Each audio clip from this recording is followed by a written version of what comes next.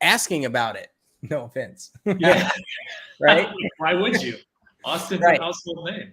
Yeah, I'm just too far north, and people usually know that. What? Because freaking Jerry calls me South Dallas. You are in South Dallas. Whatever, man. Well, then you're in North New Braunfels, right? Exactly. Well, technically, I'm more like, I guess, North San Antonio, not because people don't really think of New Braunfels yet. People don't think of New Braunfels yet. I mean, I think if you guys stop selling homes in Austin, we catch up in median home price in 2 years. I mean, we're 165. Did you say if we stop selling homes? If you stop selling, right? If you froze in Austin, like Mr. Freeze came down and just whoosh, no more selling, and then we continue to sell, we catch up price point in, I'd say, less than 2 years. Interesting. Well, we are live here, REALMigos. I don't know what's going on with the internet, but we're here, REALMigos. I didn't do an intro. I psyched you out. Psych. There you go. Aaron's here. Perfect. Now we can start. I want to welcome Rod Alawan, who's Rad and Rod at the same time, in New Braunfels. I think we've had you on REALMigos in the past, right? Yes. Oh, yeah. Okay. Yes. So thanks for the invitation. I appreciate it. Always good to be with you guys. Yeah, man. The topic really today is about 2023, what we're going to see in 2023. Yet, jokingly, Ian and I said, I think it was Monday, we were like, hey, we should talk about why people are leaving Austin, because we're seeing a trend where people moved here for, during the pandemic, they moved here and they've been here for a year and now they're moving back. Like, they got so much equity in their property. They're like, I'm bailing and leaving. So that's something we want to talk about tonight, is why people are leaving. Talk about New Braunfels a little bit, because there is a theory out there, Rad. I don't know if you heard this, that I am moving to New Braunfels. There's a theory being floated around. I mean, the theory is being built as we speak. Why is it a theory? Well, I do have to admit to people that you did find me my investment property in New Braunfels. So not News Braunfels or New Braunfels. Only one S in New Braunfels. So charged up for another good episode. Yeah, Kevin, welcome, man. Karina, welcome. Are you talking about Hayes County using MSL data? Ooh, that's going to come up. Is it? I didn't see anything about this. What am I missing? What? We got it in our emails. All the realtors, they were like, was that what that was? Sorry, not sorry. Yeah. I thought I was in trouble. Because I did too. If you list something and you put, like if you advertise when you shouldn't be advertised, they ding you. They slap your hand. This up. That's what I thought it was. I was like, what do I do now, man? Seriously? Okay. Here we go. That's what I saw. Yeah, you're right. I saw the actress MLS and I was like, oh man, like, what did I do? And I clicked on it. I'm like, oh, let me pull up the email here that's in front of me. This is interesting. Karina, thank you for starting this off. Here, let me share this. Share screen. Boom. I don't want to show you that, but I'll show you this. Here we go. So earlier this morning, actress sent out a cease and desist to Hayes Central Appraisal District, HCAD, requiring unauthorized use of actress MLS data. Here's what you need to know. We have been made aware that the appraiser working with HCAD may have access to actress data, which is our MLS data, in violation of the terms of service. We are actively investigating the sources and the unauthorized data access of how MLS data may have been inappropriately used in the appraisal of Hayes County properties. So the crazy thing about this is it happened in Travis County. Yeah. Now it happened in Hayes County. Yeah. What's next? Come on. Yeah. Only the top appreciating county in Central Texas. That's going to happen. You mark my words. You watch. And people are going to call me out for having 3,700 unread in my inbox. That's it. That's deal with it. Deal with it. Yeah, that's pretty big information. What? That's all your spam. Yeah, that's all my spam. Why does my face look so red? Let me turn the fan on. Anyway, so that's pretty interesting information, because what that means is that what happened last time is that we sued. When I say we, the Austin Board of Realtors sued TCAD, which is Travis County Appraisal District, because all of a sudden, like appraisals were getting really accurate, and normally they're, $100,000 behind kind of what homes actually sold for. And so all these, prices were going up really quickly when it came to valuations for property taxes. And so they froze the next year, and they said, oh, we can't raise taxes and we can't do all of this because the Board of Realtors, and they blamed us for why they couldn't take in more money for school districts and things like that. So anyway, I imagine that will probably happen. What do you think? Yeah, that's actually what I was going to ask. What do you think would be a good response for them? Because obviously they're getting in front of it early on, where before they didn't do that. It was more of a, oh, darn, we got caught. Right? So now it's hey, this just happened. We want to let you know. And I guess it'd be great if they closed the property taxes. So quick question. Is this the appraisal district in your area using the MLS? Because it doesn't happen here. This one said an appraiser. Yeah. Right. So they're calling out a specific, but he could have just downloaded everything and then distributed to cowork. Like, we don't know what he did. But that's why they're investigating. A city appraiser? Yes. Oh yeah, no. Those are blanket stuff. That's all blanket stuff here. Yeah, because it says unauthorized access to MLS data by the appraisal district or any other entity is unacceptable. The Texas legislature has been clear about the respect, freedom, and privacy homeowners should have regarding their home purchase and sales, and we will not interrupt that expectation. So what's interesting, so why we have a non-disclosure is that the tax district is not supposed to know what your home sold for or have active comps, but they are supposed to magically come up with a number of what the value of your home is. And that's how they raise our property taxes. Now, a lot of people are now upset. Like, oh, why didn't my realtor tell me about property taxes? I'm like, I don't know. We've been talking about it for 2.5 years on this YouTube channel. We've talked about it every episode, probably. Yeah. I mean, we beat that horse to death pretty much. But yeah, and so that was what was funny. Yeah, they will blame someone. But here's what they did last time. They were, the board, like the next year, they had to freeze because they couldn't, access data. So they had to freeze and they went, oh, we can't raise taxes on you. And they made this big deal about how realtors were so bad for not being able to raise taxes on people. I've been like cheering, like I was like, you're welcome. Like, you're welcome this year. But why is it that Zillow has access to MLS? Well, that's because appraisers don't. City appraisers don't. That's kind of screwy. Well, that's because they don't have access. They became brokers. That's true. Yeah, that's the only reason, because they didn't have access, and then they were like, well, we'll find a loophole, and they just got their brokerage license, because there was a law in Texas where anyone, even outside of the state, could get a license, and that just happened pre-pandemic. So the only thing, so city appraisers, how it's done in Comal County, it's like a blanket, right?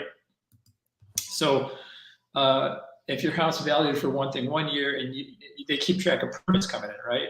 So if you built a pool or a deck, then your house is going to go up in value. If not, it's not going to go up much. But it will, whatever the market value is at the time. We all know it can go up 300% or 200%, as it is here, as it is there. But your taxable rate can only go up no more than 10%. So that's a lot of people freak out about that. Oh my God, market value is up 250%. Well, you ain't paying 250% more in taxes.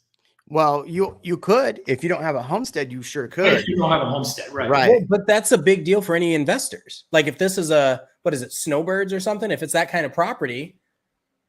Yeah, like it's a second property. Yeah. Mm-hmm. So like if you live in Austin and you have, like, prime example, I have an Airbnb in South Padre, like the taxes on that aren't capped.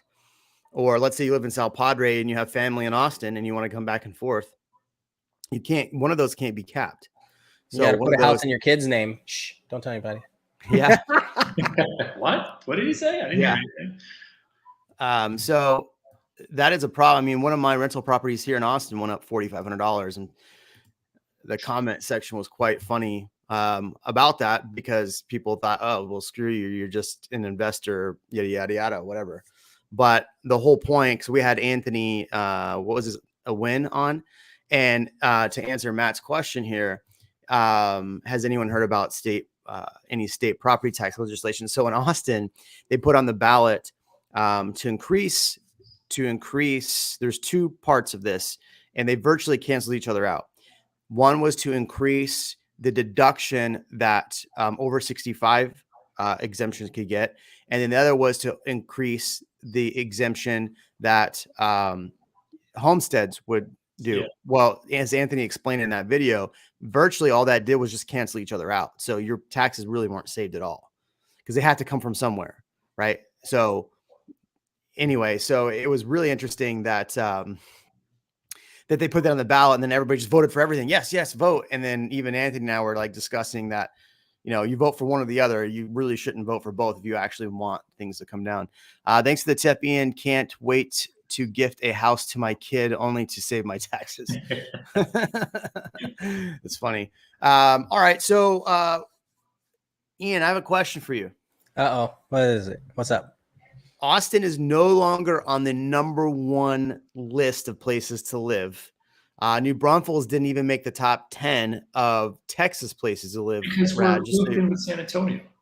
It's all San Antonio Metro. And no, you need Ian. No, you need one of the others. Yeah. Hey, you know, Braunfels could have made the list, right? So the the question is, why is everybody moving to Austin and leaving? And we also got to talk about what's going to happen in 2023. But I want to hear from you, Ian, because we were chatting about this, and it actually, why Austin isn't the most net migration is the fact that we have a lot of people outbound as well. So, and then I also want to talk about the market, because I made a video 2 weeks ago, and it said, I was talking about the market shifting, and a lot of people took that as me saying the market was crashing, which is not what I said at all. It is not even close to what I said. What I said was a lot of these TikTok realtors that keep saying the market's not going to crash are going to be out of the business. Who are these TikTok realtors you're talking about? One of them's name is Ian. No. Ian and Austin. Ian doesn't talk about crashing on TikTok. Ian's got a good, solid TikTok. But the point I was making in that video is, every time we get to this time of year, a lot of agents are going, okay, oh, the market's turning, it's turning, I'm out of the market. And a lot of agents are crying because it's slowed down. What I said in that video, to be clear, I did not say the market was crashing. I did not say the market was going to crash. I said what I've been saying for a very long time.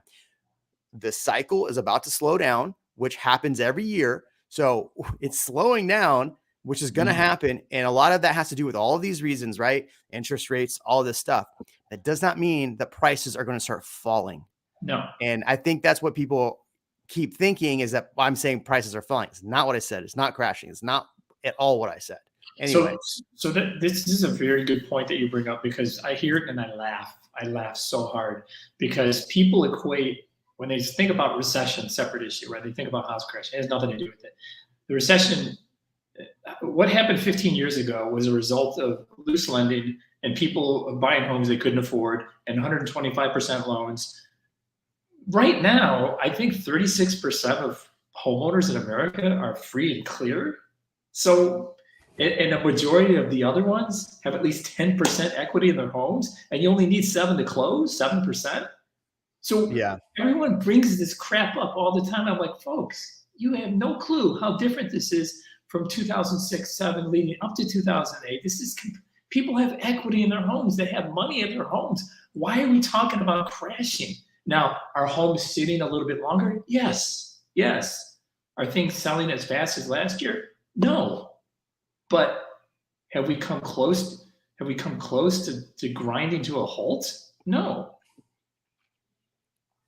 I agree. And what I'm seeing in the market, and we were just talking before we went live, and that's what kind of I cut just us talking, was the fact, even Ian said it, it's like, yeah, for a week I was slow and now it's busy again. I'm going to be quite honest with you. If you're a buyer in the market right now, like, you should be happy when I'm saying the market's turning, because what I'm telling you is the fact that we have seen all these crazy multiple offers. And it's been very hard as a consumer, as a purchaser, to buy a home, right? Would you both agree?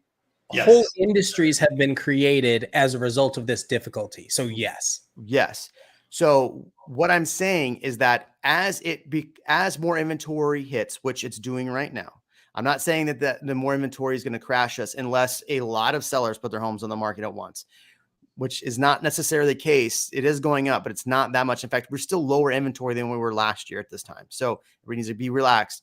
But if you're looking to purchase, it sucks. It really does. Interest rates are higher. That sucks. But we're at a point where you may not have to go into a huge multiple offer.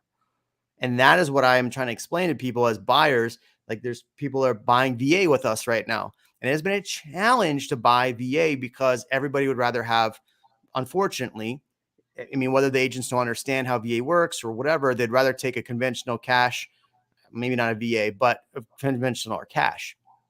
And so it's been hard for buyers to purchase, especially those loan types.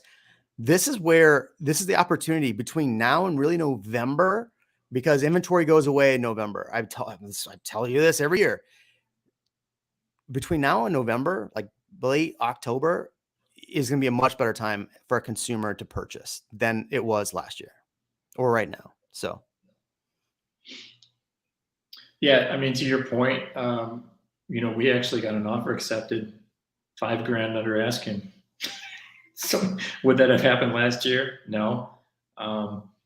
And also, I mean, properties here, you get the appraisal back, and we're seeing things continue to be at value or $9,000, $10,000, $18,000 above. So things are still moving. But yeah, I mean, I think I'm getting the feeling that listing agents are starting to freak out just a little bit because, oh my God, the house has been on the market more than 24 minutes. Something's going on. Let's accept any offer that comes in. I'm not saying that, but they're not waiting, days to accept something. I mean, they're not going to wait too long from what I'm seeing right now on the ground through what we've had the last couple of weeks. I mean, look at this idiot. Like, this is exactly what I've been telling you. Like, these are stupid comments I'm getting. Also, these guys have no idea what's coming. Weeks ago, they were saying the market's hot. There was no inventory. We were talking about no inventory. Maybe if you listen, Tanner, like, this is the point. Listen, I said, and Ian said, everyone said that there's very little inventory, which makes it very competitive. That's why we're seeing all these over list price offers. Right. I'm sorry that you don't understand that. Okay, but, so to Tanner's point, I want to add something to that. So I spoke with a builder today, guys, and I spoke with 8 different builders, each week, just to kind of get what's out there, what they have coming up. So all of them are relatively slow compared to the past, the past 18 months.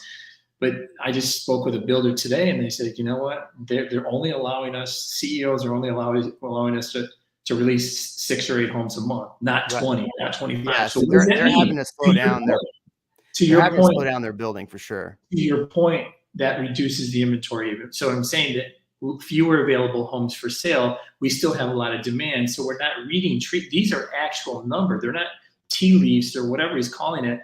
These are speaking to the people in the city, the builders, and they are not allowed to sell unlimited anymore. They can only sell 6 or 8 a month instead of 6 or 8 a week. So, and many sellers aren't selling, guys. You know this, because why? Well, I mean, the rates are where they'd have to jump into something for 3 times what they're paying right now. So where are the tea leaves? I'm just curious where, like you said, we're still 5 weeks of inventory. That's just, it's been like that for the last 18 months, around 1 month, 3 weeks, between 3 and 5 weeks. We're still there. I'm curious to this, where you saw this information, Aaron. I'd really love to look it up. Builders are getting a lot of cancellations too right now. It was 16% down versus 2% estimated.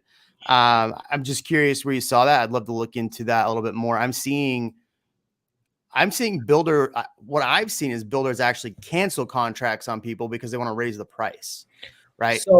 So I've actually had a few builders where people have canceled on them. I've actually had clients do the same thing due to relocation and job change. And that could be great resignation. That could be cost of housing. There are 100 reasons why. But yes, I have seen an personal increase of clients that have canceled contracts with new builds. Could be interest rates, right? Like, oh, it's too expensive. I'm going to go here. It's like, yeah, but you don't realize the property taxes are, 2% higher. But, if you can get a job making more and that's better for your family, then that's where you go. Right. I definitely agree that cancellations are up. I'm not disagreeing. And I definitely agree with you there as well. Janie and our team had two clients that canceled on new construction because they were afraid of where rates were going to go next year. So they are buying resale instead. So that could be. Yeah, because we're supposed to have another hike in June and another one in the fall, another two in the fall. I've kind of been in that situation multiple times too, where the client was like, let me go ahead and get a new construction under contract. And listen, any builders that are watching this, don't get mad at me. You got to realize what we're going through.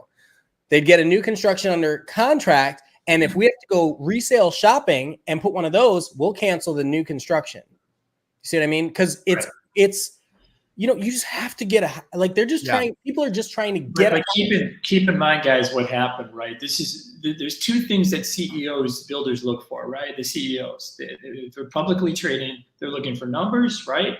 And they're looking for surveys. They have to have both. If they're getting blasted on surveys. What was that second word? Surveys. I heard servants. I was like. They have to have surveys and they have to have numbers, right? Okay, yeah.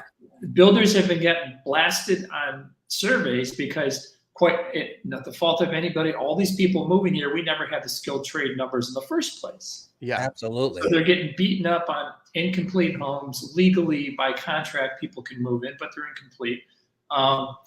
And now builders, the shoe is on the other foot because I spoke with two builders this week. One is a local, one's a national builder. And they're giving out these deep incentives, like $10,000 flex money, $10,000 closing. So you can use the flex against the sales price. So the shoe's on the other foot right now. Yes. You say deep incentives. That's what it was. That was normal. Yeah. Those were normal incentives. Yeah, but they didn't give the flex last year. A lot of these builders just give you the closing costs, not the flex. No, I'm saying pre-pandemic. Like at least in Austin, Greater Austin. Maybe not in New Braunfels, but in Greater Austin, builder incentives were commonplace for years. But now they're getting, I'm hearing from builder reps more than I used to. Like last year, I called them all the time. And they wouldn't even answer. Oh, I know. I think I told you this. I had to hire a VA, a virtual assistant, just to call all the neighborhoods so that I knew what the heck inventory was going on out there so that I could kind of intercept other agents for my clients. It was crazy. Now it's like they ding you and, hey, we have something back on the market. We have something back on the market. So it's interesting how it's really upsetting. It's frustrating because you know that the people on the ground are just trying to do what they're told, right? As far as new construction. They're trying to get the house perfect for you, turn it over, but what's coming down from the very top. But now what's happening? So they're looking at the surveys builders are right now in New Braunfels. And for example, Pulte in New Braunfels, specifically Vermindi, is now requiring the warranty team to go into the house before it's closed. So warranty goes in there and says, look, we ain't going to do this. Screw you. You guys do this, but we're going to. So basically they're telling the builder, the CM, the construction manager, you guys got to do this before we close. So it'll extend closing, but it sure beats somebody coming into your house after it closes and having to spread that out. So Pulte has responded to that. And hold that screen. Yeah. Sorry. I just wanted him to hold that screen. The last one? This one. Yeah. So, what's interesting about the builder reviews is what you're talking about is we had a client that just closed yesterday, and the builder rep. And so in this transaction, the builder rep would not respond to email at all. And it's somebody I've known for a while, would not. And my wife kept coming to me like, I can't get the guy to answer. My clients flew out to do a final inspection. And when they flew out to do the final inspection, everything was supposed to be done. They're buying $1 million+ home in Leander. So, and it's a brand new home. This is a brand new home. It was the model home. So they go to do the walk and the AC is not working. And he had promised that the AC would be working. We had to delay closing so they could fix the AC, it wasn't an issue with the AC. It's just they needed to service it, and that was it. Well, then he complained that it was like, well, why did I get 2s and 3s on my survey? Why did they do that? Well, bro, like, what do you expect? You purposely delayed their closing, not them. Like, that's what the snowflakes say. He must be a snowflake. What do you need, bro? Come on. So I wanted to show some information here. So of price reductions, there's virtually 100 that are listed as 2022 build. I would imagine some of these 2021s are brand new that nobody lived in or reselling or just haven't sold. So let's say it's 100 and for good measures, let's say it's 110. So 110 of these price reductions are probably new construction out of 696. It's 15%. It's a pretty healthy number. Also look at the percent drop. We're seeing like 1.3%, 0.31. They're just tickling the numbers so that it stays high on the lists. So if you're looking on wherever you're searching, then it refreshes it. Some of them are legit, like 16%. It's like, okay, that's a significant drop. But a lot of these are just smaller numbers to get people excited about them, or try to. Look at this one, 2021 build, 299, saw a 16% price decrease. In Buda. And it's been on the market 21 days. But it says 2021. But it's only 1,400 square feet. I mean, I got to send that to a client. It's probably nice. So this is an important time to actually list homes more than ever, guys. Like Burnett, yeah. At or below market value. You mean last year, spin the wheel. Who cares where you listed it at? What's going to sell? But you have to really, pay attention. I hold my own when it comes to sellers. And if they want to, well, I think it's worth this much. Well, I'm glad that's what you think. That's not what the numbers are showing. And you want to really be on the market for a few days or 2 weeks. And it's happening to people. They still think they can get, what they dream of when the rates are higher. It just doesn't happen like that. Yeah. Well, and here's what's pretty interesting is that, let me pull my screen off so I can find this. What's interesting is that if you look at a graph of where if prices were just to go up at a constant level all year, right? It would be a straight line. I'm going to show you what I mean. It'd be a straight line from one end to the other, if that's what happened every year. But 2019, 2018, all these other times we got to July and then it dropped back down. So what happens is a lot of people are still pricing, anticipating this to happen, but it's going to do this and level out. And then you're going to average all of that together to get to where the final number for the year is, right? And so I think that's what happens too this time of year. Why you see some more price reductions right now is that a lot of sellers are still pricing along that house just sold for $100,000 over. So I'm going to price my house at $100,000 over plus 25, 30, 40, 50 grand over that. So just to insert there, agents are allowing them to price it there. This is what's really frustrating to me. And I've been having this conversation with agents, like just talking about what's happening in the market. And I've had a lot of agents tell me, oh, I will take, I said, well, they're, people are pricing too high, whatever. And they're like, oh, well, I'll take the overpriced listing, because agents have been struggling to find listings for so long. They're going ahead and agreeing with their sellers on price when they shouldn't, and taking an overpriced listing to take it just so they have something to sell. And I don't believe that that's the right way. They're just basically warming the seat for another agent. Yeah. And that's where it's like kind of frustrating. It's, if I lose a listing to somebody over price of the listing, it sucks. I lost that listing because I didn't think the price was that. they'll list with somebody else after a while and then end up selling for the price that I told them it was going to sell for. Or I've seen it too where I was wrong, right? I said, no, there's no way it's going to sell for that price. And then it sells for that price. So it goes either way. But that's probably why we're seeing so many more price decreases now. But look, the media is not going to tell you. I mean, they got to tell you the doom and gloom. Like we know this, like my YouTube channel, all the thumbnails are doom and gloom. And then I tell you in the videos that, hey, it's not as bad as my thumbnail made it, because if I put something sweet out there, you're probably not going to click on the video. I mean, yeah, it's like the weather forecaster saying, it's like the weather forecaster saying, you know, when I worked in TV news, the producers would say, Rod, call up Jerry and tell him this is going to be an intro. So I call him up and I say, Jerry, this is what they want me to say. Inches of snow tomorrow possible, could affect your morning commute. The first 5 minutes, guys, of the TV newscast, the first 3 minutes at the end of his first weather, it's going to be a dusting. So it's whatever to get people in, right? Whatever to bring people in. It's the same thing. It's not reality.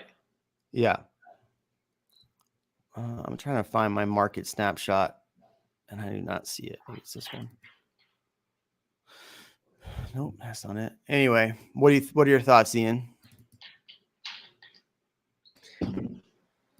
What else was I had something else with new builds. So another thing with builders is so I've seen new builds getting canceled and them calling. I've had more conversations, more people reaching out. I've seen a lot of builder reps over the last year when they couldn't sell anything. A lot of builder reps left and you have new reps back in place, or new reps that are there now. And so they're reaching out, and it's interesting. And even the builder reps, specifically the reps, aren't being told a lot of things. For example, I was just at a community and I said, okay, you've got 2 homes to sell left. And the guy goes, yeah, that's it. This was a Scott Felder rep. And he goes, yeah, I have 2 homes and then we're done in this community. I was like, where are you going next? He was like, they won't tell me, that's curious to me. Why won't they let that person know where they're going to go? Does it mean that they themselves don't know where they're going to build next? No, I just think that I don't necessarily think that's it. You know, I don't, for example, you know, there's a huge community that's scheduled to break ground later this year or beginning of 2023 in New Braunfels, North New Braunfels, called Mayfair. It's going to be like a Veramindy master plan community. So I asked the builder yesterday, I said, Candace, are you going to be there? She goes, they're not saying anything yet. So nobody knows. The developer has not chosen builders yet. So it could be just one of those things too. Yeah, I've seen that too. But some builders, so Scott Felder being one of them, I've done some deals with them. From what I understand, they buy all of their land outright. Right? A lot of the builders do now. Well, the ones that are inventory only, sure. But Scott Felder being a semi-custom home builder, they're like, we're just going to buy all these lots and then start our building. So they're operating almost at a debt-free capacity. So they kind of like HEB, you know, they know where they're going to go. Why won't they commit to it or announce it? Why the hesitation to announce? Interesting. I think there's just a lot of hesitation in the market right now. There's a lot of I think it's uncertainty. It's uncertainty. Yeah. But then like I mentioned, the HEB, you have HEB who's they're like, listen, we're building this. We're thinking 30 years out. This is the biggest one. Everything's growing north. You know, I think I mentioned there's the new HEB going in, HEB and Costco going on in Jarrell. It's Georgetown. No. There's the one in Georgetown. Costco's going to Georgetown. I have all the info. It's north, but it's far north, right? Right. Yeah. Correct. So, it's interesting how that growth is. I mean, they know it's still happening. See, but do you have a PF Chang's coming? I wish. We have a PF Chang's coming to New Braunfels, guys. It's over. We're Austin. We're officially Austin. PF Chang's does not make New Braunfels Austin. It doesn't. You don't have hipster hats and crazy mustaches. We need a couple tech companies, and then it's all over here. Yeah, you get one tech. I don't think the Germans there will allow a tech company to move in there though. So that's just in New Braunfels. Yeah, the Germans got that locked down. Yeah, right. They're going to sell Schlitter. He's right. Jeremy is right. And I'm going to tell you guys something now. I come from an area in the Detroit area where it's mostly Middle Eastern, and I used to get annoyed by that. And when I moved here, I'm like, everything's kind of German flavored. It was new to me at first, and I was like, God, this, maybe get old or something. But then I started getting more into it and said, you know what? Germans moved here 150, 160 years ago, 1845, for their independence, right? These people moved to other countries for their independence. They ain't giving that up here. It's not going to happen. Whoever's coming here is just going to have to, it's not like, hey, adjust to me. No. You gonna have to adjust to our way of life here, or you're going to be pretty miserable. Because people are not, they're not giving up that independence. There's still a lot of old money here. I mean, there's still a lot of that signage on DOS Rec Center, DOS Nutrition, just the verbiage and the language. And it's, obviously the festivals. It's just still very much a German town. And I, for one, appreciate that, because I think being in New Braunfels, two of the top sellers is one is location, obviously, between you guys, between Austin and San Antonio, and the other is the way of life. The way of life being conservative values, okay? Free from government interference. Just freedom in general, being able to make decisions on your own without being told what to do. And people, when I speak with my client families over the last 2 years, I'm like, why do you guys want to move here? I kind of do like just to really qualify that. Hey, why do you want to move here? Like, we want to be around like-minded people. What does that mean? Well, they tell me what it means, and it means exactly as I explained. People are just, it's just a different cradle here. Would you say that the majority of your neighborhoods have no HOAs? No, the majority do. Like 99.9999%, especially the newer ones. Yeah, newer ones for sure. But I would say the older ones are flex, right? The older ones will be flexible with you.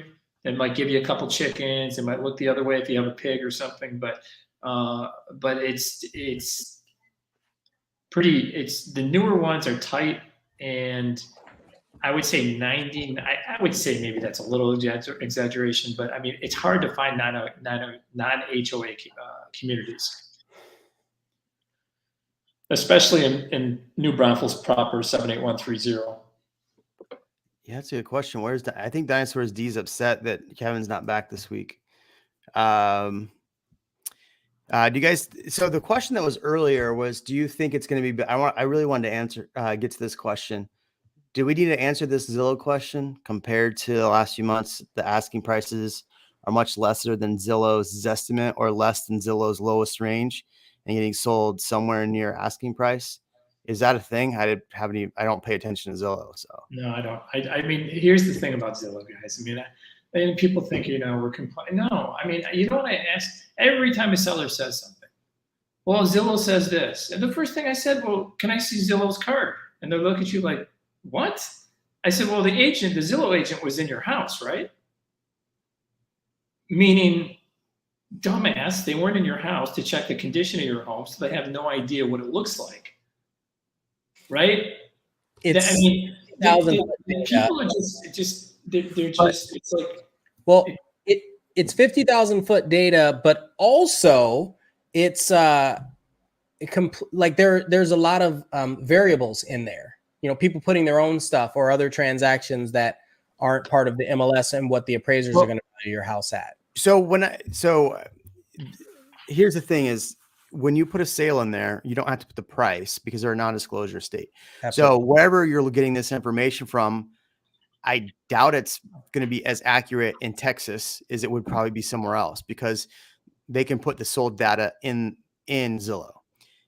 Here it's a non-disclosure state. So if I upload it, I can put 0, or I'll put $10,000, or I'll put something low because it's a non-disclosure state. I don't have to put stupid price in. So if Zillow's pulling that information, they're not getting accurate information. So to say that this is happening, it could be, I have no idea, but Zillow isn't getting accurate data anyway. Their data is about as good as that one YouTube channel. So, I mean, I like that there is a trend to see. Yeah. I mean, that's really powerful to be able to see that there is a trend in the data, but you also got to, evaluate the source. And right. Zillow, the CEO, 6 months ago was like, yeah, we were way wrong. We were doing all this, buying all these. Basically, we were based guessing on their own data. Yeah. The CEO came out and said they were guessing on their own data. So, but what about this question, since we kind of killed that one? What do you think is going to be a better deal in 2022, 2023, resale or new build? Rod, you go first. You're the guest. I think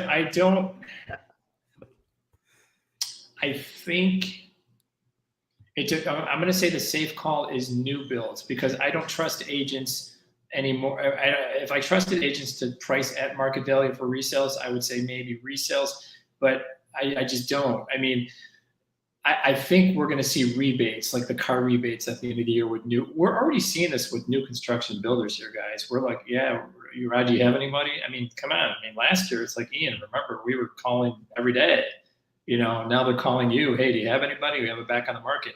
I think, I want to call them deals. I'm not going to call them steals, but deals. I would say new construction.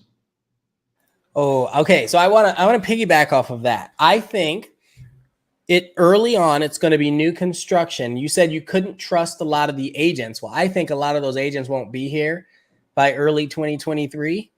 And so the ones that last are the ones that are either established or have figured out how to do things well. And so I think starting around then, you might have a better opportunity for resale. So I think it'll shift a little bit. I think, a lot of this teeters on, we've had families email and call and say, Rod, we're just going to pump the brakes a little bit. We're watching the market and we just don't want to move in this environment because they're talking about the rates. So we've had families like that. They're going to wait, right? But we also have families saying, look, we're going to move ASAP. So the wait families is kind of a new thing, right? So it all depends on how many buyer groups do you have in Austin? Like, we have 5 here. We have international, we have national, we have really local isn't that much of it. We have Austin area families. That's been a huge thing lately, the last 8, 9, 10, 11 months. And then as the growing numbers, and then Houston area. So we have 5 different, we can afford to lose 2 of those buyer groups and still be competitive and still not having to worry about the ship sinking. I love that. I love that you broke down the different categories of types of buyers that you refer to. And ours is kind of based on economy, industry, right? Right. Like, we have a lot of tech buyers. We have a lot of the locals. We have snowbirds, people that just want. They're called winter Texans. Winter Texans. So Snowbirds is a Phoenix. We have winter Texans. We have pandemic refugees, right? Like, they just, and then we have, the political migrants, defectors. Well, we have the defectors because they didn't want to wear a mask anymore. Right. So there are so many reasons why people have relocated here. I like that. And our industries aren't just tech. Before tech, Austin was good. Look at all of the historic data. We've been very good. And then we just added a lot more tech. We had tech, but we added so much more. So I think that there's going to be a huge increase of people that have gone through this feeling of great resignation. I want to start my own thing. Mm-hmm. That's going to be interesting. Or people leaving tech and they're starting their own companies. And I think the startup culture here is going to, if it hasn't already been, maybe it's underground and just exploding in the VC world. I think that startup, VC, crypto, even though it's having its heyday, everything's kind of having its heyday right now at the moment. I think all of those kind of new gig economy, new Web3 industries are creeping up. So the question here is still, which is better, right? New build or resale.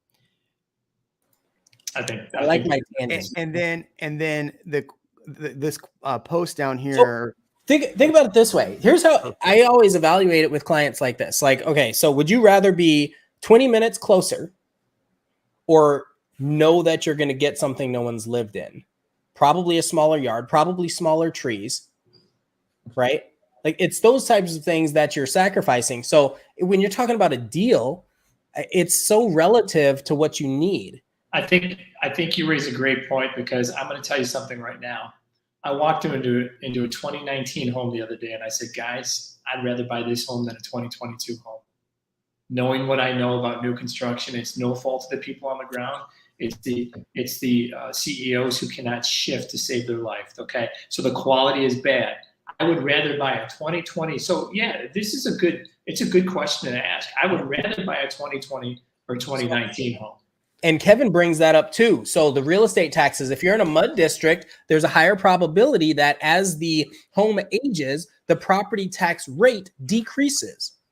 Mm-hmm. And so that could be a benefit based on whatever your strategy is for that home. That's huge. So I will say that if I'm in the middle of purchasing a new home. I'm actually in the middle of purchasing 2 new homes. One, my friend Rod found for me here in New Braunfels. That's an investment property. The second I'm buying in, but it's a newer home. It's not brand new. It's not a to be built home. It's not new construction. I think you have to look at what your needs are. Hold on. You have to look at what your needs are. Mm-hmm. And does the home in that area, that neighborhood fit the needs? So that's one thing, right? But the other thing is, which one's going to be a better deal? I would say, I think you'll get a lot of incentives thrown your way towards the later part of this year with new build. The challenge you run into is, when will that actually close? When can you do a rate lock? All of those problems are going to persist. And I think that's why a lot of people are pulling back from buying new construction, unless you can do a really good rate lock. Now, I saw Milestone have like a 3.5% thing for their new neighborhood. Somebody asked about it in South Austin earlier. It's called Messenger Hill. I literally just got an email to RSVP for their thing. So I will let you know how that goes. But if I had to purchase, which I'm in the process of doing, I probably would buy resale right now versus new build. Based on what Rod just said, Rod just, I always see RAAA and I'm like, Rad. Anyway, I think what you said is very important. If you look at some of the quality of some of these new builds right now, everything you said is 100%. Do I get a better deal on new construction? Kind of. A lot of those incentives get baked into the cake. So you're really not saving as much or getting as much as you think you are. You might. He's right. I think the opportunity to own a resale and have probably a little bit better quality home, like a 2020 home, I agree with you. So I would say roundabout, I probably would say you'd be happier in a resale than a new build. That's not saying that every new build is not going to be good. I just think there's pros and cons to buying both. Yeah, and it's not, I mean, let's make it clear. I mean, people get pissed off at builders on the ground. I'm like, folks, if I've told you once, I've told you a billion times. It's the people upstairs, numbers and surveys.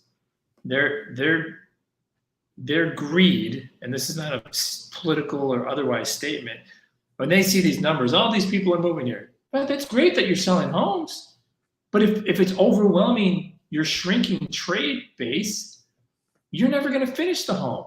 I mean, I spoke with a builder last week. He's got 30 freaking homes in his backlog. He reached out, nice guy. He says, Rod, we're closing next week. I'm like, Larry, we don't have flooring. We don't have countertops. We don't have a fence. We don't have a driveway. How do you figure? So he didn't, see what I'm saying? They sold too many homes at once, not their fault.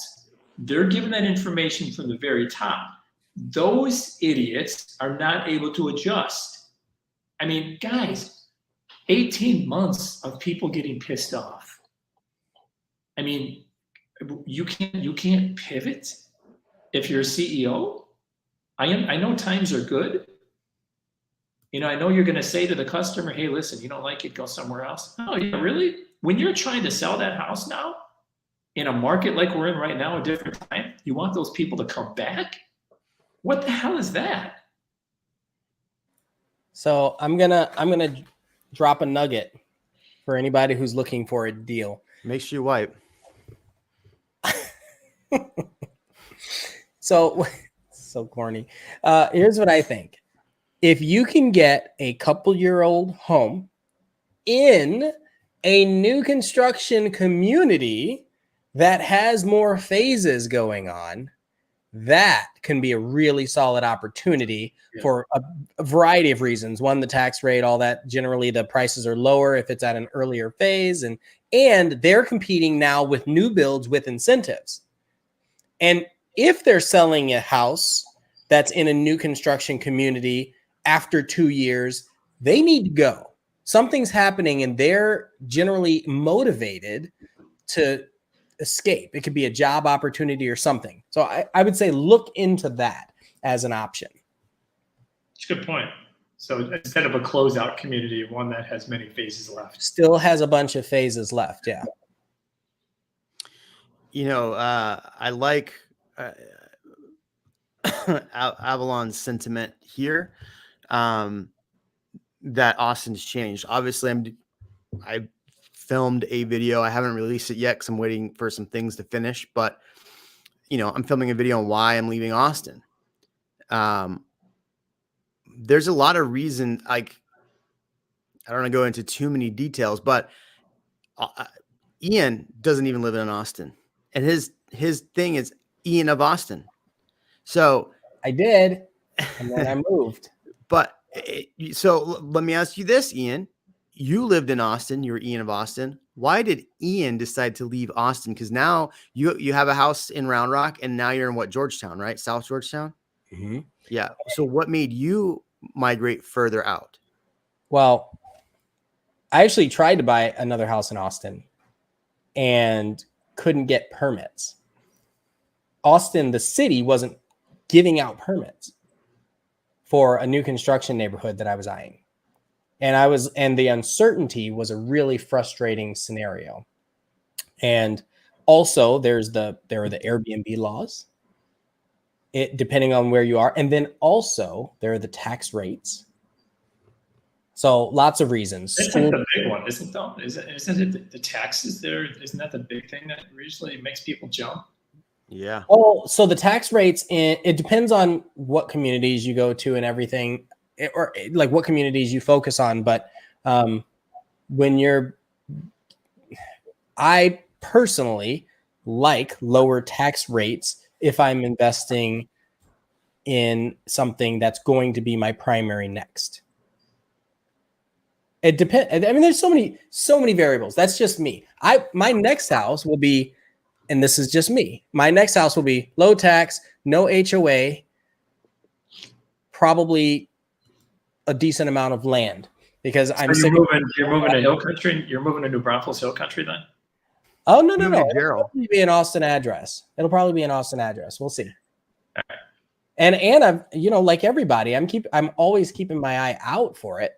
In fact, we actually submitted multiple offers, and we had an Austin house, and then we had this house, and we accepted this one. The Austin one said, nope, sorry. And then we ended up getting, during the option period, they came back and said, okay, you can have this if you want. And I'm like, oh, but it was just the top of our budget and needed a lot of work. And so we chose the one that didn't. Avalon missed. Ian isn't from Austin. He's from Chicago. So Absolutely. Do you think he's part of the out-of-state people? Well, so serious. Why do people keep? I'm sorry to interrupt, but just for a second, who isn't from out of state? Well, what I was gonna say is I've been to a lot of different countries. I've spent a lot of time with different cultures. I love embracing the culture when I do spend time somewhere. Mm-hmm. And I came from Chicago in 2015, early 2015. So yeah, I'm not from here, yes. But I've spent a lot of time here. Also, I keep whining about being the #1 Google local guide in Austin. I'm in the top 1%. You go look, right? I have 85 million views because all I do all the time is go visit new places in Austin so that I can learn, because I love it. Like, I love the exploration of it. I love finding new hiking trails. Found one today. I was like, this is great. So I embrace the community and getting involved in that regard, right? Like, I don't know. Obviously, I don't know everything. Nobody knows everything. You could live here forever and probably never explore anything. That's the other part of it. A lot of these people, anyway. I'll stop. But I'm sure people who watch you appreciate that, because you're giving them added value, something they didn't know before, and you're not selling them. I mean, that's a resource. I just love exploring. Right. I was like, have you checked this out? And then people are like, no, I didn't. Well, when people are moving, they move for love or money. I say it all the time. They're coming here to improve their quality of life, whether it's for their family, whether it's because of their jobs, or whatever other belief system. Whether it's if they love money, you said love or more if it's money. that they love money, right? Or they think they can make a lot of money by investing in the place. So I just help people do that. Like, what do you want to see? What do you want to do? Why does it matter to you that this is the place? Right? I just was talking to a girl from Boise, and I'm like, if you want to go to Boise, more power to you. I'll help you get there too. I don't get it, but that's me. So Jeremy slipped that in. So he is moving. He's just not moving to New Braunfels. I could be moving to New Braunfels. I am closing on an investment. You said it was an investment. I'm buying 2 homes. One is an investment property, and I'm selling one. The one here was an investment property. I'm cashing out on one property. Right. So not what I wanted to do. I would rather kept this house, yet the pool is a liability for renting out. Otherwise, I would have kept this house. True. I can't. The one you just built last year? The one you had? I just. Yeah. Yes. I just finished building. It took a year to build. And now I remember those videos. And my new house does not have a pool. So do it again. And guess what? The prices of pools have gone up pretty drastically. Oh, the price of yeah. But guys, don't you think? I mean, here's the question, right? Lumber futures are down. Some future contracts are down. They're going to go down more after June. That's traditional. But it is interesting. Don't you think it's going to allow other things to catch up because of future contracts are going down? I have heard, actually, this is something new, speaking with builder reps, that, we're starting to see trades come through our doors and asking if we have any work. That's brand new, really. Yeah. So it could be a blessing in disguise. You never like to see these things, but the biggest way to deflate is through rate hikes. But maybe it'll allow some things to catch up. Materials being obviously one of them. Trades you just can't pull out of a closet. It'll allow at least things to get done. Maybe be stabilized a little bit more with the amount of homes being built versus what was being sold last year. So maybe this whole thing, I think that's just stop spending, but allows things to slow down to the point where we're like, okay, we're stabilized, but we know whatever goes up comes down, whatever goes down comes back up. So it's just a cycle. Ooh, man, I should have bought that Tesla stock this morning.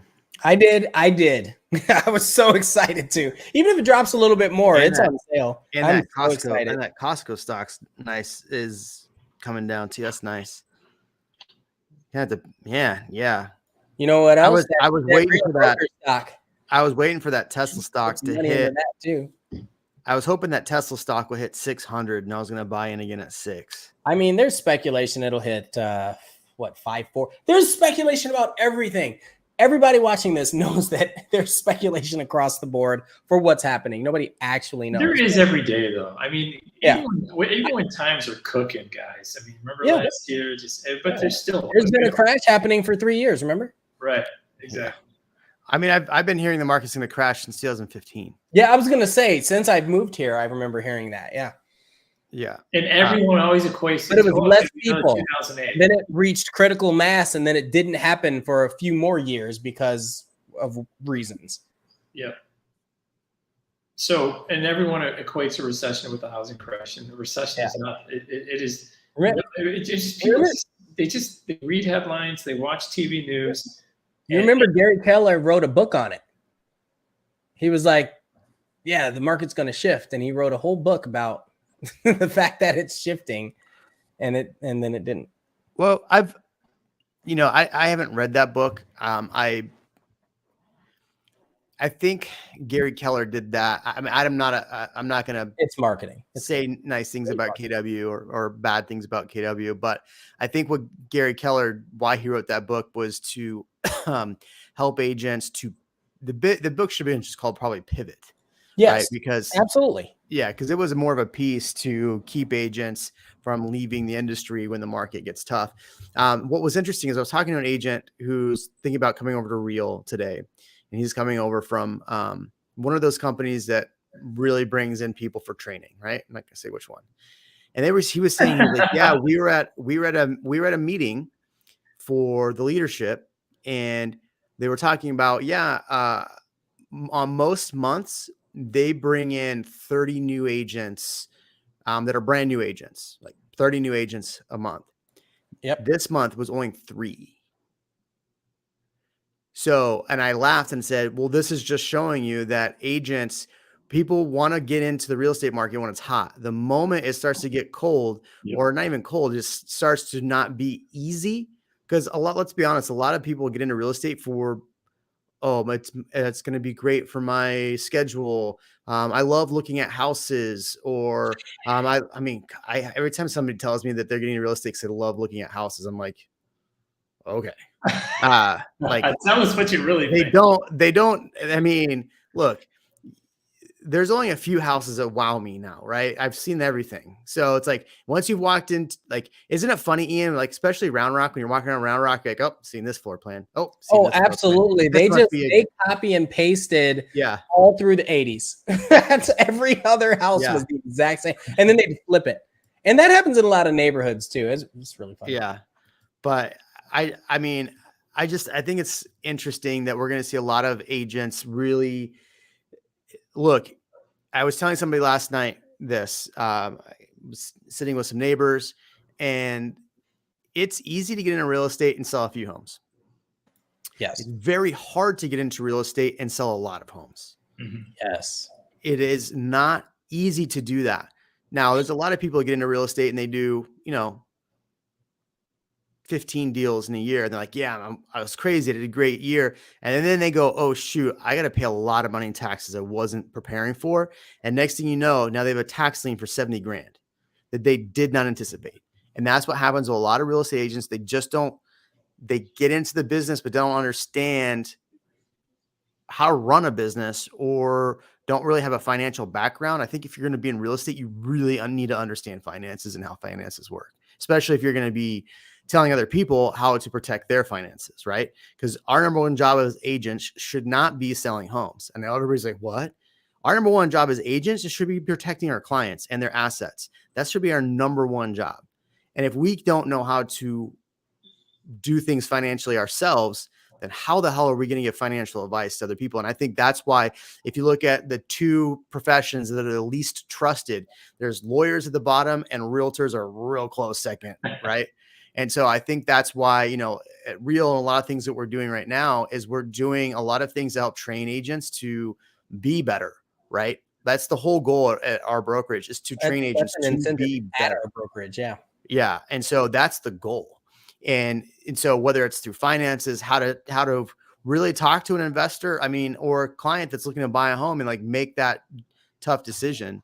I think it's interesting that a lot of agents will be out of the market because they just didn't understand how to save money. That's it. That's why agents leave. They don't save money. They don't understand it takes when you get into real estate, it's going to take 4 or 5 months to actually sell a home. Right. Well, there's also the meeting people outside of your cousin and your sister that need to buy a house, right? If somebody just by the got way, the your license, cousin and sister they want to called know. you. Your cousin and sister asked me last week. I'll send you a referral fee. Yeah, exactly. That's that's a really good point, because everybody thought that getting into the industry, it's like, well, I know all these people. If you're just getting into the industry, it's probably better. I mean, take it for what it's worth, right? But it's probably better if you have someone that you love that just got into the industry. It's probably better for them to tag team with an experienced agent than for you to just say, yeah, you do it. Like, that can really mess you up. Yeah, and they can do a referral and they can work it together. So always remember that they can work on it together. I think it depends, it depends on how much support that agent has too. And how good they are. Yeah. Or right. Yeah. What their work ethic is in the past. If they've changed jobs 7 times, that's. I think if you're a new agent to the business, people say, well, who should I go with? I'm like, well, you make sure you interview them too. You have to know what you want. You have to know what you want. And then when you sit down at the table, see if they can support that. If they can, no hard feelings, just move on to the next one. Yeah. Yeah. Everyone it's not thinks how many years have you been in the business or how many homes you've sold. It's what value can you bring? Exactly. Even though we've all sold lots of homes in the business for a good amount of years. Well, I mean, here's the thing too. Like, here's the tough thing: is a brand new agent that is willing to learn, right, and willing to be there. There is a benefit to being someone's only client, right? Absolutely. Because you're going to get unlimited service. Now, you could work with a big team that has lots of people on the team and probably not get the best service. It's kind of like a builder because you have a lot of channels. So if you depend on who you work with, there's pros and cons either way. So I don't want to say don't work with a brand new agent, but at the same time, like, if you're going to work with an agent, you want to make sure that you're going to do they have a contract coordinator or somebody that's going to help us once we go under contract? Are you going to be there through the whole process? Like, what does that look like? I think that's really important too. Like, you're going to get lots of support until you put a home under contract. And once you go under contract, things kind of get quiet for a while. Now, is there somebody, like, we have a contract coordinator that pretty much helps us through the entire process that we hire. She's keeping in touch with everyone all the time. So I think it's important who you use. But at the same time, like, I don't want to say don't use a brand new agent, like, give somebody a shot, but make sure that they understand what they're doing. Cause it's the bar. Let's be honest. The bar for getting a real estate license is so low, you could trip over it. Well, I mean, I disagree kind of in that, with that statement, because in Michigan, I still hold my license in a holding, whatever they call it. It was 1 week of classes, guys. That's it. Yeah. 1 week. Here, 6 weeks. 6 chapters, 6 different books, 6 different exams, and then 1 big exam. I think and then your renewal year is like 100 CE hours. I think it's more of a test here compared to other states. But to Jeremy's point, all you have to do is inhale the information and forget. We're not going to use how much of it, guys. Let's be honest, right? How much of it do we use? Slim and none, and Slim just left the building. What's hysterical? 2% of it. What's hysterical about getting your real estate license and all of that? Basically, it's teaching you how not to get sued. It's not actually teaching you how to sell real estate. That's and then your broker is the one that gets the E&O. Yeah. Huge shout out to Kristina Smallhorn. Louisiana has better food than Texas. Just saying. She could be right. I don't know about that. We do crawfish boils here, right? We got that Cajun. I mean, but we go over there to get it. Right? That's true. That's neither here nor there. We have it. And Kristina's saying something. She's like E.F. Hutton. When she speaks, everybody listens. So that is very true. I was on her channel on Sunday and we got to talk about the market and fun stuff. Fun fact about Kristina is that her husband, Eddie, everyone thinks that Eddie does everything on the YouTube channel to help her out. Yet Eddie is kind of the moderator on the live streams to throw up questions. Eddie's fantastic. If you've never met Eddie, her husband, I love the guy. Like if there's one person I have a man crush on, is definitely Eddie. But It's kind of funny. A lot of people. I know. We're over here fighting. No, Yeah. I mean, hold on. Let me find a picture of Eddie, and then you'll change your mind. He's gonna post a picture of Eddie right now. Yeah. But thank you for that, Kristina. I just attended online classes and then studied today and passed first try in Illinois. I mean, I wouldn't brag about that, but yeah. and to make that even worse, once you pass in Illinois, aren't you considered a broker, not just an agent? Yeah. Well, I mean, to be fair, in California, I actually got my broker's license first, which meant like I went through all this extra training, like weeks and weeks, because my degree lined up really well with everything. So because of my degree, they're like, all right, cool, you can do this. So when I came over to Texas is like, no, forget you. You got to start out as a salesperson, whatever. And there's no reciprocity. So I had to take the test all over again. And guess who just got their broker's license? Eileen, my wife. Your wife. Yeah. I was like, really? Congrats. Yeah. And my broker was like, congratulations, you're not leaving, are you? Well, that's always the assumption. People think, oh, you're a broker, you're going out on your own. See, Eddie Teddy is the best, and he has great teeth too. He does have great teeth. Anyway, so 2023, are we going to see a crash in 2023, Rod? Let's hear it. No. I still think the inventory, as long as the inventory stays below 4 months, we could see some stabilization because the builders are being a little bit more controlled in their approach. Thank God, right? They adjusted. And sellers just can't move. I mean, you're going from 2%, 3% to 6, 7%. I mean, 5, 6, 7%. Why would they move right now? So the inventory is still low. People still have a ton of equity in their homes. It only takes 7% of that equity to close your house. Whereas in the past, in 2008, we had 10.1 or something million notes in foreclosure.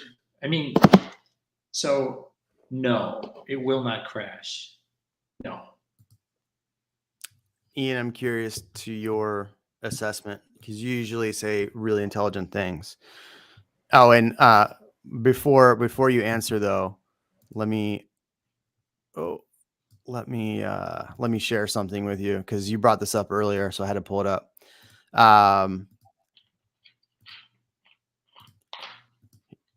Lumber futures are half of what they were in March. What's the number right now? I can't see it. I'm sorry. 651. The high was like 1470. And then this year, last time it was 1700. Yeah. Oh my. Yeah. And so we have families building new construction, like custom guys, right? Mm-hmm. So here's something that's interesting. We almost fell out of contract in February. We sat down at the table before we started, right?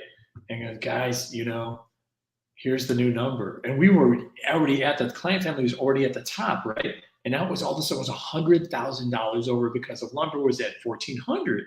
All right. So now we're at 600. So I keep plugging the builder rep. I'm like, futures are at 600. We haven't cleared the land yet. There's some lag time. So can we get back our flooring that we had to deduct? And can we get back some cabinets that we had to deduct? You just have to stay on top of them because these guys are always going to tell you, well, I know lumber's going down, but the other stuff, you just got to stay on top of it. Because if you almost fell out and had to sacrifice some things in your house and you haven't cleared land yet, and it's going to be another 60 days until you put forming boards or getting ready to pour, you could see some of these things come back where you could have more to play with because your lumber package went down. Your lumber package price went down. I didn't even know you could look up cement futures. Ian, so market crashing, let's hear from you. If we're talking Greater Austin, I'm not seeing it.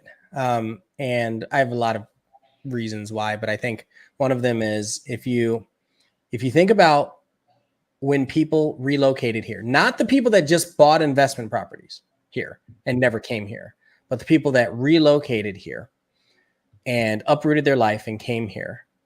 For what reason did they do that? And how likely is it that they're going to leave? after doing that, because they did their research. They spent a lot of time. And just like the companies that invested so much infrastructure here, we still have so much growth here. Why would they leave anytime soon? Right. It just doesn't add up. I mean, I think we also need to define what a crash is, right? Absolutely. Because I think a lot of people, when I say the market's shifting, they're like, oh, Jeremy, they assume I'm talking about crash. Look, 2008, we saw a crash. We saw 50% price reductions in a lot of homes. We saw foreclosures everywhere. That was bad. Do we see that again? It's going to be really hard to see that again. Could it happen again? Everything's possible. I mean, look at the movie Endgame. What's his name came back, and then the other guy died. So, I mean, anything's possible, right? So, what I think is interesting, though, is what Rod said earlier was, foreclosures are down. Like the foreclosure numbers have not risen. There's a lot of metrics to look at to decide if the market's going to crash. But a market crashing, what does that actually look like? I just don't see us going down to 2020 prices, right? I don't see us going back to 2019 prices. I just don't see that happening. I think it would take a lot. Are we going to see a reduction in prices? Sure. What's that percent going to be? I don't know. Our prices going to, I think what we're most likely going to see is prices really flatten out towards the end of the year, because there's things at play, like Rad said. A lot of homeowners don't want to move. You're going to probably see those investors that bought an investment property put their homes on the market first. And so you're not going to see as many homeowners. Like, I was really reluctant to put my house in the market. I really did not want to do it, other than the fact the liability with the pool. I had such a good interest rate. It just made no sense to sell my house. So I think there's a lot of people in that situation. Now look at this though. Like, we're talking about people moving. I've helped a lot of clients this year that just bought a new build like 7 or 8 months ago, like legitimately bought a new build 7 or 8 months ago. And we just sold it for like 300 grand higher than they just purchased. So you're going to have opportunists who take advantage of that, which, like, good on you. Like, if you have the ability to go back to Houston or somewhere else that's a little more affordable and cheaper, maybe you bought a house here for 900, or you bought a house here for 500, you sell it for 850, 900, and then you move to New Braunfels and buy another $500,000 or $600,000 home, and you take that, and now you have a lower payment, even though like interest rates are higher, you put more money down. Like, I see people doing that for sure. But does that crash the market? No, I don't see it. No, and there's also, it's the demand, guys. I mean, the crazier things get in California and other states. I mean, let's face it. Why are people moving here? So we still have, what are we behind Florida right now? We do like second. What are we behind, Florida and Tennessee, or is it just behind Florida? So we still have great demand, buyers moving here. So I don't see where crash is even, it's not even close, because we have great demand. We have very few homes for sale, available homes for sale. And people have equity. People have equity, right? People have equity. Yeah, I always like to ask the question, when someone moves here, would they go back? And what would it take for them to go back from wherever they came from? Yeah. Usually it's family, love or money, family or a job opportunity, right? That's almost it. And you're right. I'm leaving Austin, but it's for one of the, it's not for money. It's love. Right. Exactly. I mean, if I be careful what I'm saying, because I have a whole video on this. But right, it's love. It's easy. Yeah, it's not.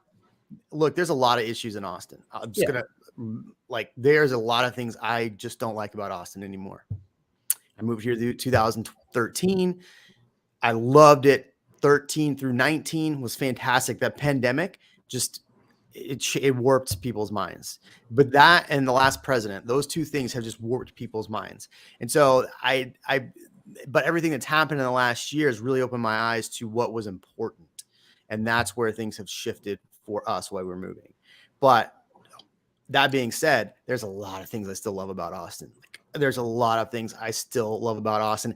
And if I had my choice, like all things being equal, I wouldn't be moving. I'd be staying right where I am, like legitimately, if this one thing wasn't an issue, which we'll talk about. Someone just posted that Dallas has way more tech than Austin and it's not as expensive. The problem is it takes you an hour and a half to get anywhere and everything's so spread out. It doesn't feel like Austin feels as far as travel. And don't get me wrong, there's traffic in Austin, and it's more so now that you have so many people coming here. But there can be more tech, but there's more people, there's more land mass. Austin still has so much room to grow that until we're the size of Dallas, I don't see it slowing too much because that demand is still here. I mean, people are still moving to Dallas, for crying out loud. People are still moving to Houston. You want to know what's really interesting? There's a website. Let me see if I have it up still. No, I think I took it down. There's an app you can get that'll tell you who owns land, and you can go and look and see how much land the city actually owns. And so my friend was telling me about this because he buys a lot. We buy a lot of land. I mean, he owns a lot of land in Austin. Like, they buy land, they put, they do a lot of different stuff. So I started looking into it because there's somebody that talked about Samsung and Taylor. Me and my friend believe that Samsung is procuring the lot next to Samsung now, and they're going to take that over, which is right off of like Cameron Road. But what's interesting is Austin owns a lot of land. It owns a lot of land.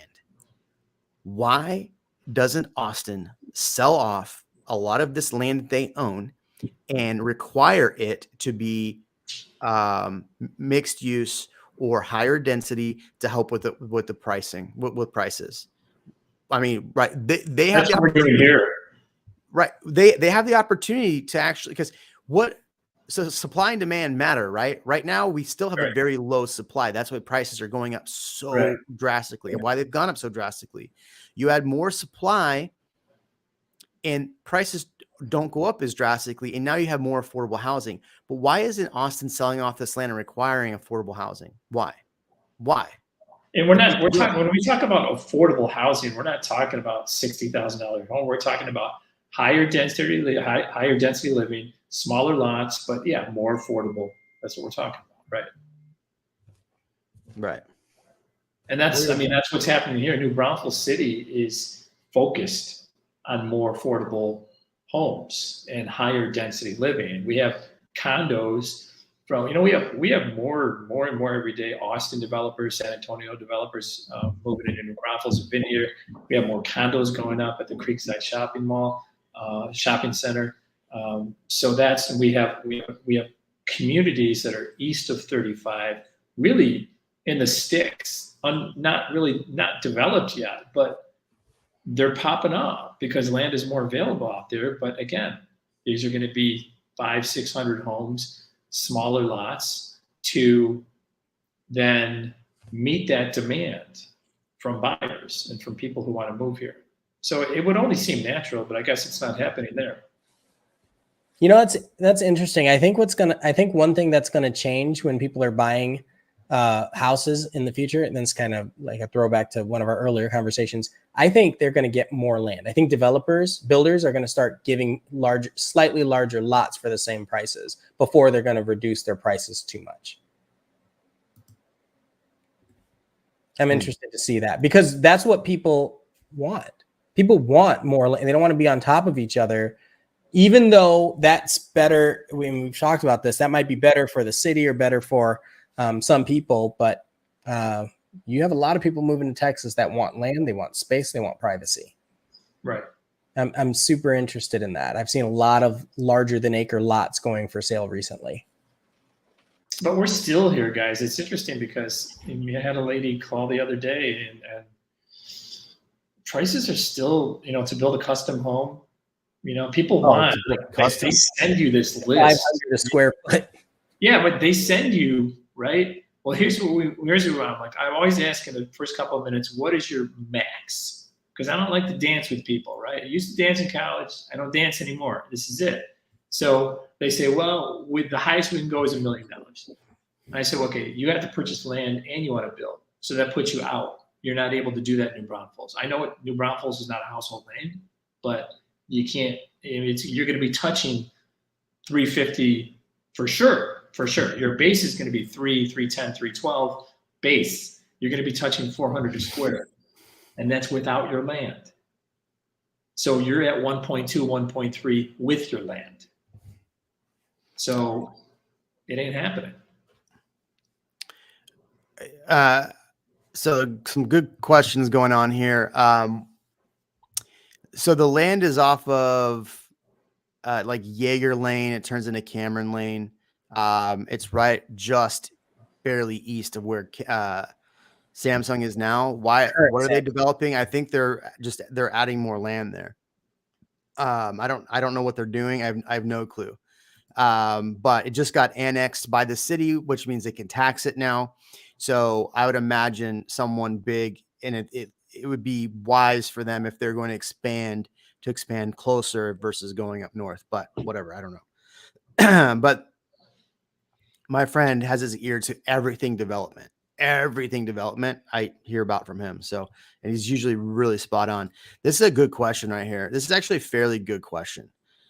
Is Austin as ethnic diverse as Prosper, Texas? I have no idea about Prosper, Texas, but I have clients who just moved, who've been here and they're Asian and they're looking to put in, they're in Dripping Springs. They were looking to put in an Asian restaurant. Like they had like I don't know what it was going to be, but Dripping Springs told them they don't want any more Asian food because Panda Express is coming in. So it's kind of interesting that was their experience. And, they were telling me that their experience in Dripping Springs, for the most part, there in Parton Ranch is fantastic, but there's some things that they've had to deal with being Asian in Dripping Springs. So this is a good question. What are your thoughts on Austin being ethnically diverse?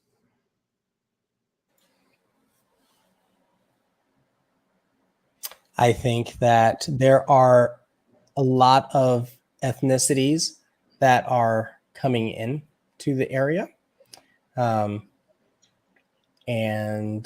a lot that are being forced out. I think it ends up being a conversation of what ethnicities are your concern and why, and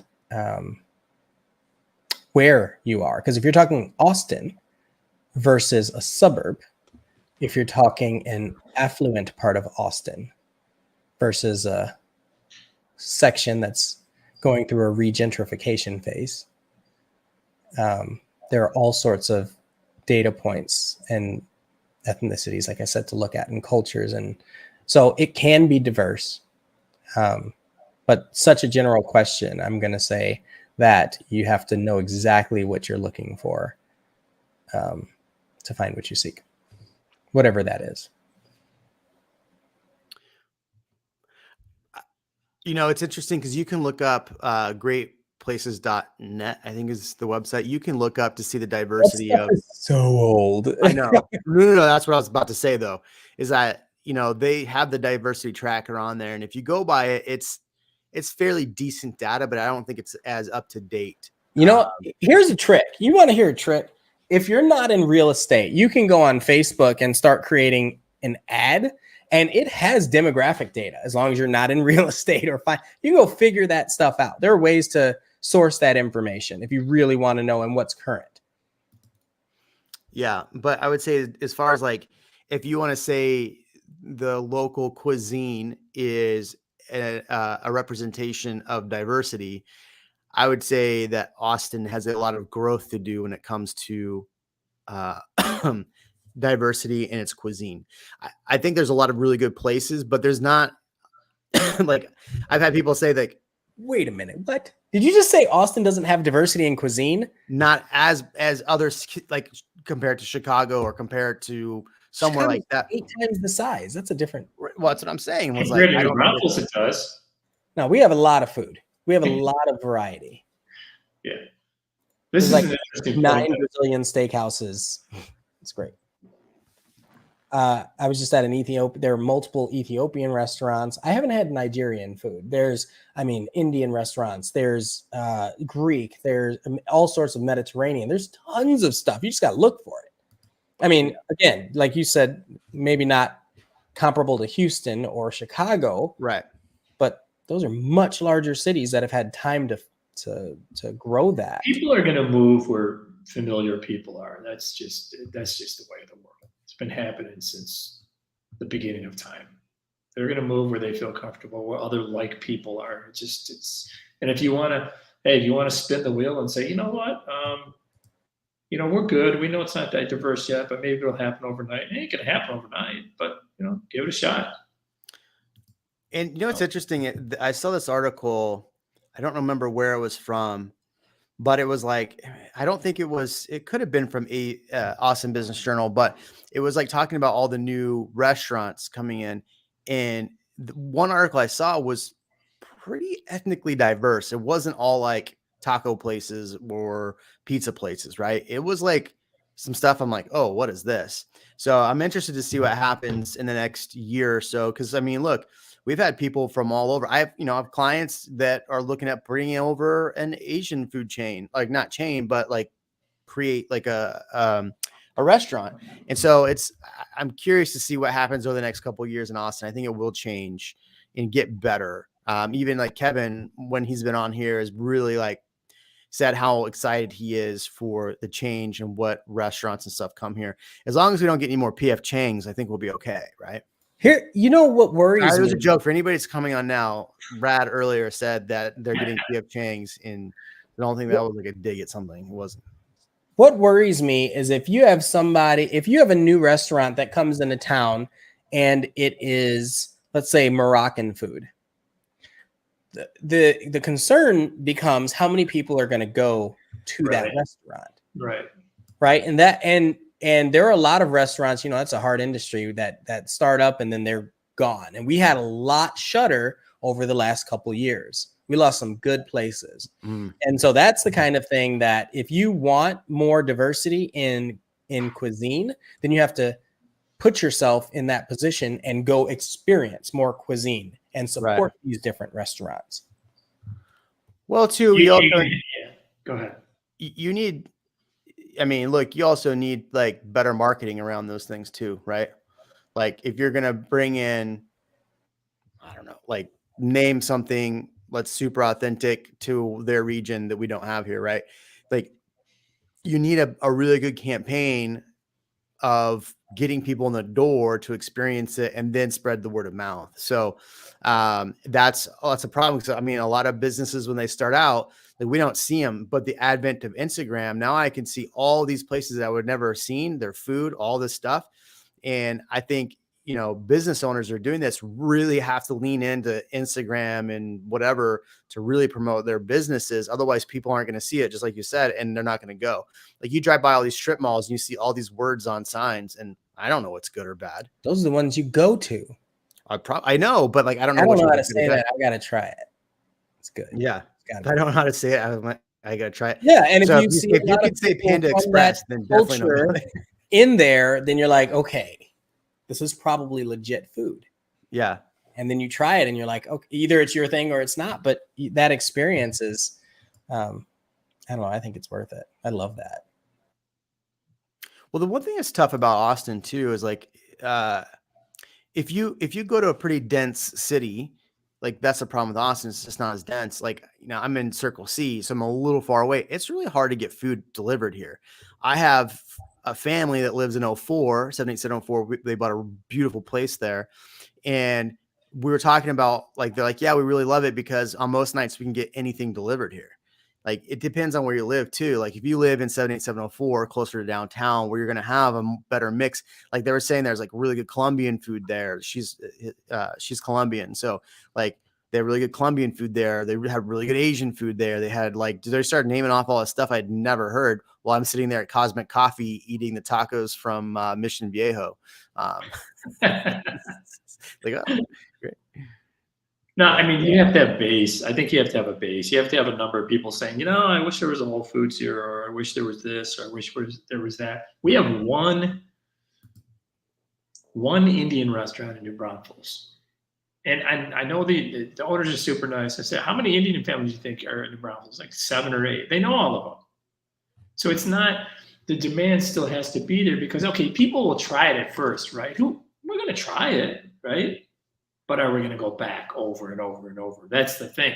Everybody can try it. It's a novelty. So everyone's going to try it, but is it going to become part of their lifestyle to go every Friday or every Tuesday? And, well, you know what's pretty interesting though is talk about going back to somewhere. If it's too hard to get in a place, people aren't going to go back. So if they don't have the staff, if they don't have all the stuff that we're facing, it's going to be challenged for them to stay open. They opened up this new restaurant close to my house. It's like a seafood restaurant called like Keepers or something like that. Keepers. And then they have Oat House next to it. Like they created a restaurant. There's a restaurant that they just cut in half. Now they have 2 places. Doesn't matter which one you go to. It's like a 2-hour wait. Like, why would you even go? I've gone to one side to try it and I was like, oh, this is really good. But it took me 2 hours to get food. And then I went to the other one. It was an hour just to get, and we were sitting at the bar. So the thing is, like, I'm not going back to either one of those places. I'd rather go to Salt Traders, which is further up the road for seafood. I'd rather go up to Salt Traders, which is phenomenal. And it's further away because I know I'm not going to wait 2 hours to take a seat there. So there's an easy answer for that. And I understand your frustration because I've done that. I've been sitting in line in Taco Shack and can't get any help. But on Google Maps now, they have a heat map. Yeah, I've seen it. Which that answers your question. That fixes it, right? Well, but you look at the heat map, you're like, oh, it's 5 o'clock. Let me go get some food. And then you look at the heat map. It's like, don't come here during 5 o'clock. Like, oh shit. Yeah, but then there might be a new place 3 doors down that is perfect. Yeah, it might not be what you were looking for, but it's still something that it could be great if you haven't tried. Though, guys, this opens up another can because the pandemic gave us all a taste of we like this family life. We like to be home, and the employer said you can be home and still work.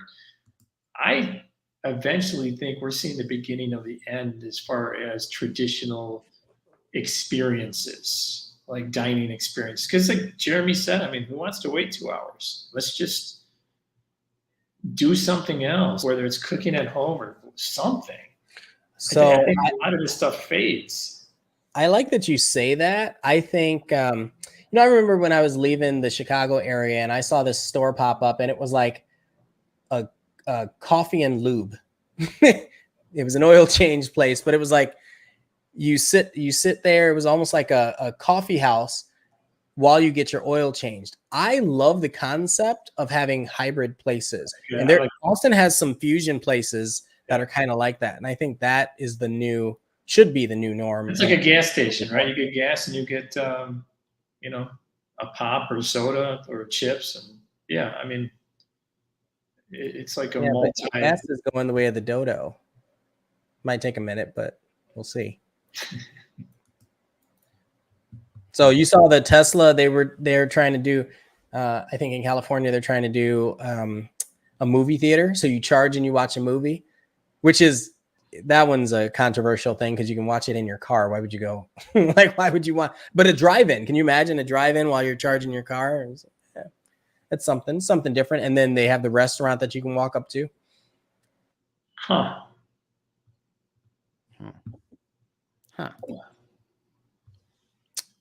I opened up Facebook and I just realized that there's a reason I haven't been looking at Facebook for many months. So I'm gonna have to keep that. All right, we've done an hour and 38 minutes or so.